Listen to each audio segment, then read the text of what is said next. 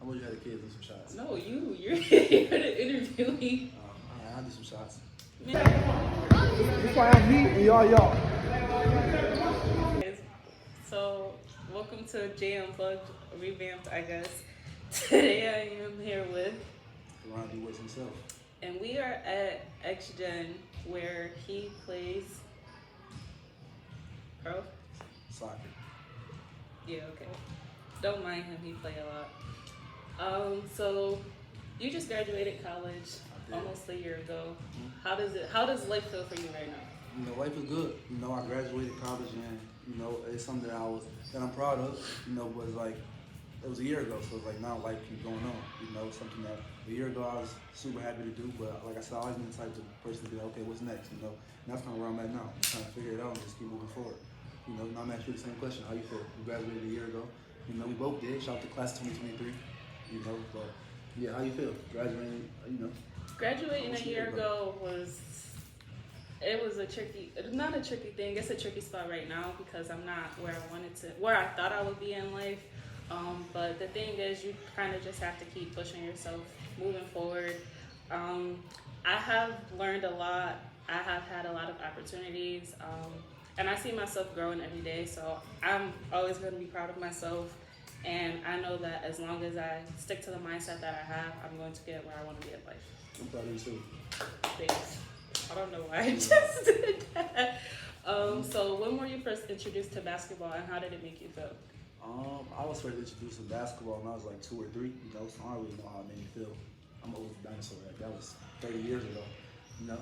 But now, like, it made me feel whole. Like, you know, being able to play in high school, college, still being able to play basketball now, like, you know, I don't think there's no greater joy than being able to get up and go shoot a basketball, you know. So like I said, now it made me feel complete, you know, and then make me realize that everything ain't about me, you know, like every day you get to compete with 10 other guys that got the same goal as you know, for a long time ago, and that's to win championships, win basketball games, stuff like that. And I realized like guys like Kobe, Michael Jordan, they couldn't win by themselves, you know. So just being a part of a team makes you realize that it's not just about you, and that, you know, you need other people to accomplish your goal. Okay, so do you feel like basketball has helped you with your personal development as well? Yeah, I do. Because I think like playing basketball kind of made me more of a leader.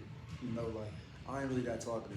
Let you know, you might sound in, but like I don't talk that much. So I think being basketball kind of gets you out of that. You know, like you kind of got to lead. You know, for a lot of my teams, like I try to lead by things I do, and then basketball kind of got me to the point. It's like, no, you got to lead by example. You got to be vocal. You know, and that kind of help off the court. I mean, we're gonna get into it later in the video, but being irate, you know, I think that's why I was really able to do that because of basketball. Like, okay, like I ain't really scared to vocalize my opinions no more. You know, I ain't really scared to speak. Like I do it on the basketball court, and that kind of translates into the real world. And that's what we're kind of asking right now. So yeah, I think it helped me for sure. So what skills have you had to use in basketball that you've used in real life? Being a leader. Like how? Like, can you give me a situation? Oh, I don't think I got no real life situations. You know, I don't. But I think just like my everyday lifestyle, you know, like I try to do the right thing, which is leading by example. You know, hopefully people follow suit. You know, and if not, then that's on them. But yeah, I try to just lead in everything I do. Being honest. How did high school prepare you for collegiate level basketball? High school basketball prepared me because, like in high school, like especially my senior year, I was playing really like other really good players. As you know, Roddy at Ohio State, Willie, he played D1, Taylor, Saquon, I played with other people that were good. So like just being able to play with other good people helped me get ready for the next level in college because it's the same thing. Like 9 times out of 10, when you go to college, the people that you're playing with was the best players on their team. You know, so like playing with them, you might have people that's better than you, especially like when you're a freshman, you ain't gonna get that playing time you want. So you kind of got to come there and play a role, you know, and learn how to play with other guys that's better than you. And I think college, like high school, helped that because there's times where games where, you know, I might not play as well as I want to, but then that's cool because I got guys who can help me as well. You know, the same thing in college. I got guys who is, you know, probably the best player in their city, you know, or stay wherever it was, you know. So high school helped me with that because like I'm playing with other good players, and you get to college, the same thing. Like, okay, he's the best player on his high school team. You gotta learn how to play alongside him. You know, it ain't about you no more. Where you probably the best player on your team a year ago, but it's like now this dude's a junior, and he's the best player on the team now. You gotta learn how to, you know, mesh well with him. You know. So being that everyone obviously in college is a good basketball player. How do you guys learn to mesh well? Like, do your coaches make you do like bonding activities and stuff? Because obviously you need that kind of stuff on the court to help you win. Yeah, I mean, we did, like, my freshman year, we did a little bit. Sophomore year, we got a new coach, and he was really the one that preached family, so he tried to do those activities and stuff like that. But we really had to realize that we got the same goal, you know, whether where we come from, if we like each other as a person, we hang out or not, like, we here to win games, you know? So we got to come together somehow, we got to figure it out. And that's what it really came down to. Like, my sophomore year, we won a championship, but it started off the court, but we realized that, okay, no matter if I hang out with Q outside the court, we want to win, you know? So in between these lines, when we come to practice, like, okay, we got to come on the same page so we can win these games, and that's what we did. That's amazing. I like that. When did you learn your strength and weaknesses skill-wise? I think I learned my strengths kind of going into my freshman year. I was always good at getting to the rim, you know, so I'm training and I'm going to these showcases, and they tell me, yo, you should shoot at least 8 free throws a game. You know, like, you can get to the hole, you're strong, you're physical, you're tall, you know, use your length and get to the rim. You know, I think that's really my strength, get to the hole, finishing around the rim. My weaknesses was, like, I heard a lot, Quran can't shoot, sag off. You know, after a while, you don't want to hear that. So, like, when I got to college, or even before that, like high school, going into my junior, senior year, I'm going to Legends, whatever it is, I'm shooting jump shots. I know I get to the rim. Like, why? Like, not to say don't work on your strengths, but it's like, if I'm already good at something, work out what I'm bad at. You know, so like, when I'm going to the court, it's really, okay, let's shoot jump shots. You know, let's make that a focal point of your game, because if you can shoot and you go to the hole, you're hard to guard. You know, so that was really my focus. Like, okay, getting in the gym and shooting jump shots, 1,000 a day, something like that, just to get the feel. You know, now I feel like you really can't say that, oh, Ron can't shoot. No, you go under the screen, I'm gonna shoot it. You go over the screen, I'm going to the hole. You know, and that's how I want to be. Like, most people in the NBA, they don't got no weaknesses. You know, they can do a little bit of everything. And that's why I try to get my game to where it's like, okay, if you send them right, you can go right, you can go left. If you send them left, you can go right. If you sag off, you can shoot a three, you know? So. Were you practicing a lot by yourself, or did you have somebody with you? My dad was on me a lot. I played a lot of AU. My dad's from Buffalo, so now I'm out here. You know, it's really, always go to McCarthy Park. We working on our game. Or I'm training with my man's Q at Park. Me and him doing a lot of skill work, pro training, wherever it was. You know, I just had a lot of people. It wasn't really just me. Like, it's times where I would go to the gym by myself, obviously, but like leading up to the point I'm at now, I was doing a lot of training with other people that's like local in the area. Mm-hmm. Teamwork makes the dream work. For sure. What was the selection process like for you choosing schools, and what helped you weigh your options? So the selection process for me was kind of easy because I didn't really have too many schools recruit me. Like, obviously, I'm not the 5-star, nothing like that. But I think now it's like, if I was to get recruited now, it'd be a lot harder. You know, I think out of high school, I was a Division III player. So I had like schools like Medaille, Thieville, Damon, Canton, obviously, Nazareth, like a few community colleges. And originally, I wanted to go to Nazareth. You know, I wanted to do physical therapy. They got a real good program over there. And it's in Rochester, you know. But I think you had to have certain grades. It's a private school, so it was expensive. And I had like 85 average. You might need like a 90, something like that. So, unfortunately, I didn't get to go there, which is not really unfortunate because I don't really got no regrets about going where I did go. But yeah, I wanted to go to Nazareth. That didn't happen, so I went to Canton. It's like, it's 5 hours away. And I think that was a good distance for me. Like, I can come home for a weekend if I want to, but I'm also far enough to where it's like, I don't got distractions back at the crib, you know? So that's what it really came down to. I wanted my people to be able to come to the games too, but I ain't really want to be home, you know, because I know we're going to be at home. There's a lot of distractions here, and I didn't want that. I wanted to be in school and be focused, and I wanted to see something new, you know? Like, I didn't want to be in Niagara Falls, Buffalo, nothing like that. I wanted to be out in this area, and that's what I did, and I don't got no regrets doing it either.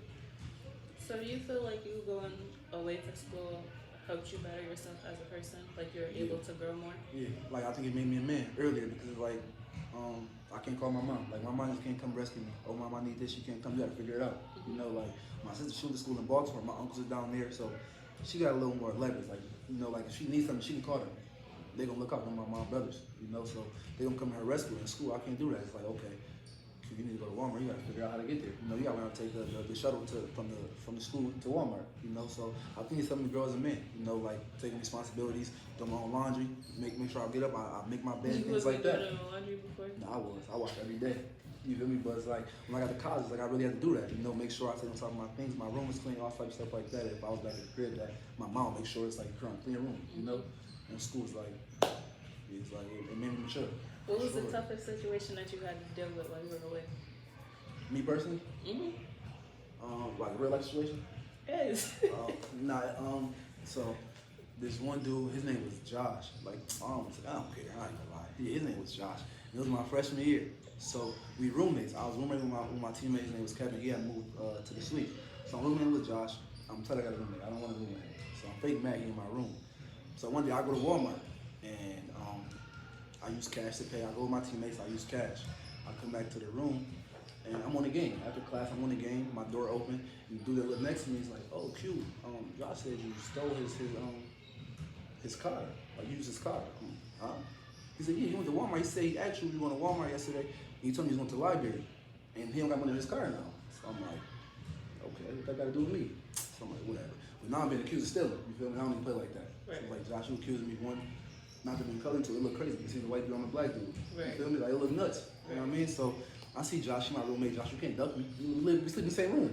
You know, so I'm like, all right, I'm gonna see Josh. So I see Josh, let me holler at you. No, I'm going to lunch. You kind of yell at me. All right, Josh, go to lunch. Go eat your food.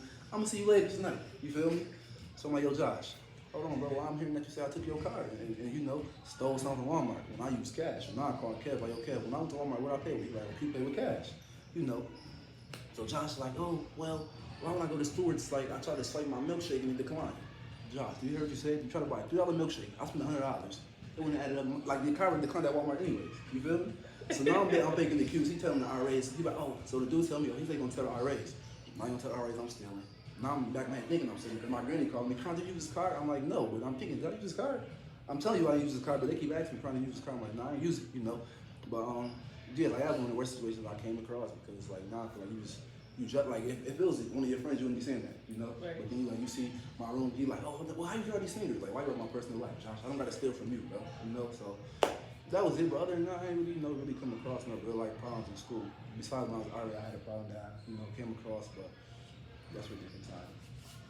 Yeah. Overall, what was your college experience like? I ain't gonna lie, overall college was fun, you know. I met some great people. I built great relationships, like I said, I was an RA, so I learned, it made me more mature. You feel me? If I can do it again, I would. And if I can encourage y'all to go to college, I would tell y'all to go. You know, like I don't think, I don't say it's not a scam, but I think like, it's an experience worth having. You know, you go to school, you meet different people from different backgrounds, things like that, which is needed in life. You know, so you can go to college. I say go. And networking sure. is important. For sure. What does it mean to you to be a student athlete? It means the world, but you gotta realize being a student athlete, you're an athlete first. You know, I think people get that confused, like I'm a student athlete. Nah, you're an athlete, you're a student. No, the other way around. I was about to say you. The other way around. Yeah, like you're a student, you're an athlete. Like literally, it's that. You know, you gotta take care of school first, and then the athletics come after that. How did you learn how to balance out everything in those moments, especially friendships, relationships with your family, and potential romantic partners? I think balancing it was kind of easy because it's kind of been a part of my life for a long time. Like I've been a student athlete for the majority of my life. Whereas like I'm playing baseball one season, then I'm playing basketball, and I'm playing football. That's all during the sports season. You know, so. You gotta make a sacrifice. Like my friends know, like okay, I want to play basketball, so it's times where I'm not gonna hang out with you. You know, like family's a big part of my life, so I was trying to hang out with my family, but sometimes you gotta sacrifice friends, relationships, all that for what you really want to do. And what I want to do is play basketball. You know, and it paid off in the long run. Like now I'm playing at a high level, and I'm trying to keep going, move forward. But it's like you gotta make sacrifices, and if they're your real friends, they understand it. You know, like okay, first of all, we grown. Like I don't got time to talk to you every day, anyways. You know, but especially it's like. When you're playing basketball, it's like I'm taking something that's, that's going to hopefully help my family out. So it's like I'm gonna see you when I see you. And it's no love lost, but I gotta take care of business. And business for me was basketball or whatever sport I was playing at the time. You know. Do you feel like the fact that you have been a student athlete for majority of your life, that has helped you with time management or just like professional skills? For sure. Because like. Being a student athlete, you gotta like balance things like 100%. Where it's like, okay, I gotta do schoolwork, but I also got practice at 5:30. So I know like, okay, if I got class at 2, I gotta go to the library and get this homework done. So I got practice right after this. 9 times out of 10, after practice, I'm going to bed. Like if I don't do my homework before practice, it's probably not getting done. You know, so I gotta find that balance between okay, after class, I'm gonna do my homework, so I can go to practice, I can chill after that, go to sleep, whatever it may be. Did you have any role models growing up? If yes, why did you look up to them? Yeah, so my first role model was my Uncle Django. If you don't know him, he diabetic, he kind of lost his eyesight because of that, you know. But he do everything that we do. You would think, oh, okay, because he can't see, he is stop or slow down. It's not that. It's not the case. Like, if he can keep going, I can keep going. He can't see. You feel me? So, like, if he work hard every day, you can get up, you can't see, things like that. Why can't I? And same with my mom. Like, my mom, she made a career change 6 years ago. So like before I went to school, she started doing corrections. You know, and she worked long days. You know, my mom, she getting up there in age, but it's like she don't complain about nothing. She get up and she get to it every day. And like again, it shows me that my mom can do it. No reason why I can't do it. Being 23 years old, why I can't get up and go hard every day. You know, if my mom who's getting older can do it, and my uncle that's blind can do it. You know, I can do it as well. So it's definitely my uncle and my mother and my dad as well. But it's like when it comes to the first people I think of 100% is probably my mom, my uncle for sure. I love it. So you are now pro. Woo, woo, woo. How exactly did you get to the next step of pushing yourself? I just try to get better every day. You know, like that's what it really comes with. Like I said, if this is what you want to do, you gotta sacrifice things. You know, like it's a grind. Like you ain't gonna see results in one day. You just gotta keep, you know, putting one foot forward and keep getting better. And that's what I think I did. You know, especially like the last 5 years being in school. Like I knew like I wanted to play professionally, whether it's overseas or whatever it was. You know, like I knew that's what I wanted. So I made sure it's like, okay, I'm gonna go to class and to them go to the gym. Like I'm gonna get better. And it led me here, you know. So I think if this is something that you really want to do, you really gotta make sacrifices and put in the time, and it's gonna pay off. What does it feel like to be pro? Like you're basically living a dream, or you're living what you've been practicing for your whole life. So what does that feel like now? You know, it's just a real feeling because like a lot of people don't go to college to play basketball, you know. So it's like to be able to get paid to play basketball, it's like, you know, I ain't gonna say I made it, but I made it in a way because a lot of people where we come from, they get to do this. You know, it's like a select people from Niagara Falls who got paid to play basketball. You know, so being able to be one of them select few people is like a great feeling. You know, it showed me that hard work really do pay off. You know, and I'm still in it, so it's like it's been amazing. Like nothing short of amazing. Like the whole like experience from like this first year has been great to me. You know, I'm looking forward to next year and in the years to come. Hopefully, I'm overseas or something like that. But you know, like I'm enjoying it. What was your first game like? I ain't gonna lie, the first game was dope because we played Rochester. We won on the buzzer beater, you know. So I feel like it was a storybook. Like we was the first in the new year. So this team right here was like our first year. So we a new franchise, you know, in Buffalo. It was a packed out crowd. My family there. Like that's why I enjoy it too because like in school, my family, like obviously my school isn't far, but it's 5 hours away. So it's not like my mom can't come to the game. Where it's like here, it's like I know if my mom here, my grandmother gonna be here. My grandfather, they gonna be in the crowd, you know. So being able to see them in the crowd, and for us to learn the buzzer beater the way that we did, it was a great feeling. Like I said, if you was here, you're like, wow, I gotta come back here. I gotta continue to play again. Like it was intense, you know. It was a good game. Like I said, it ended how it was supposed to. You feel me? It's like I feel like it made people like want to come see basketball in Buffalo again. You know, like this is by the first game. Do you guys typically have packed out games? Sold out games? For the most part, I think this probably could feel like 1,000 people ish. You feel me? And I feel like we have close to like 500, 700 people. They say, you know. So yeah, close to it. That's cool. For sure, close to it. Like it'll be people up here on the sideline, baseline. It's a VIP for your family. You know, it's a dope experience for sure. That's so fun. So coming from Niagara Falls, generally, there's a negative stigma surrounding the town. Do you believe that greatness can be produced from here? Yeah, 100%. I feel like it's a whole lot of people from Niagara Falls that's done great things and that's still doing great things. From like Johnny Flanagan, Paul Harris, and not even just athletes. Like just people in general that we can look up to. So yeah, I definitely feel like it's possible. And I feel like just being from Niagara Falls is motivation because a lot of people haven't done it. But you know, it has been done. So like it's a testament that it can be done if you put in the work. So yeah, I feel like it can be, for sure. So once you're established in life, how do you feel like you can help out the community? I feel like one thing I always say I do is build a gym. Now, I feel like we don't got no gyms here. I feel like all the gyms, first of all, they're kind of far. Like I'm kind of man from the inner city. I put a gym with like legends in. Everybody can go there, you know.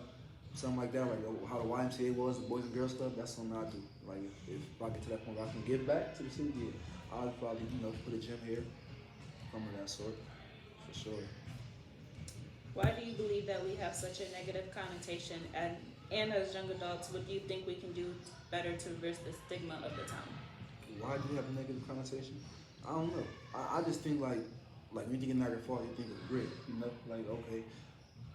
I really couldn't tell you, you know, but I think like even my coach last year, I feel like he kind of had the outlook. He's from Niagara Falls, like you know, he was rough around the edges. Why do we think that? I don't know. You know, I really couldn't tell you. But what was the other question you asked me? What do you think we can do better to reverse the stigma of the town as young adults? I think we gotta come together. You know, like I feel like not as far as divided. I feel like we come together and we all on one accord. You know, we all support each other. That's one thing I feel like Buffalo do well. I feel like they all support each other. You know, it's like in Buffalo, no better than Niagara Falls. You know, but I feel like they support each other like wholeheartedly. Like even from a picture on Facebook, like they all sharing it. You know, like in Niagara Falls, I feel like there's a lot of hate going on. I feel like there's love here. You know, like I feel like there's a lot of people that's in Niagara Falls that's talented that don't get that recognition because like there's a lot of hate going on. You know, if we send love just to share something like that, go a long way. You know. I think it's with that. I think personally, I think there is a lot of egos in Niagara Falls, and definitely a lot of people think that they are better than one another, and it's like honestly, we live in Niagara Falls, so nobody is doing well. You never know, but just definitely come together, work better. You know, there's no getting to the next level without a community, without teamwork. We're better together than separate, you know? Yes. For sure. Yeah. That's my goal in life. What's your goal in life? To build up Niagara Falls. And how'd you do that? I'm working on it. I'm kind of doing it right now. You know, I had an event. This is how I'm doing it. Okay. Showcasing young talent, showcasing why people from Niagara Falls matter. Young black people, not just young black people, but I'm a black woman. I advocate heavily for black people, no matter what. In the next 5 years, where do you see yourself professionally? Professionally, in the next 5 years, I see myself overseas balling. You know, making a decent living over there. And if not that, I see myself being either like a gym teacher or a physical therapist, something of that sort. You know, but I want to be around that buddy. You know, hopefully I'm overseas, Greece, whatever it is, living life. You know. That's the plan, but if not, I see myself like in the work field doing something like I said with physical therapy, which is around sports athletes, things like that, or as a gym teacher. You know, so 5 years is a long time from now, but it's not like it's coming fast. But you know, I kind of trying to live in the moment. You feel me, and get better each day, and then hopefully in the next 5 years, I'm retired. That's the goal home. You feel me? I don't really want to work like that in the next 5 years. You know, so. We gonna see though. How old will you be in 5 years? 5 years, I'll be 28. 29, probably 24 soon, 29. I was about to say, I'm gonna be 28 older than me. Yeah, 29. Okay, that was all. So, thank you. I look what I mean. Show me the shoot shots in this, and I'm gonna do it still. So I don't hear excuses. That's the start. To win, we don't make excuses. We just do it. Like Nike. This is getting cut out. Just do it. You're talking. Just do it. I ain't gonna lie, this would be a trailer. You gotta put that in the video. You know, like the movies, the cutoff part, this would be this. Behind the scenes. Behind the scenes. He's always playing with me. Look, if y'all ain't know, me and her went to prom together. This is my prom date, you know, just to give y'all some insight. You feel me? Yeah, me and her went to prom together.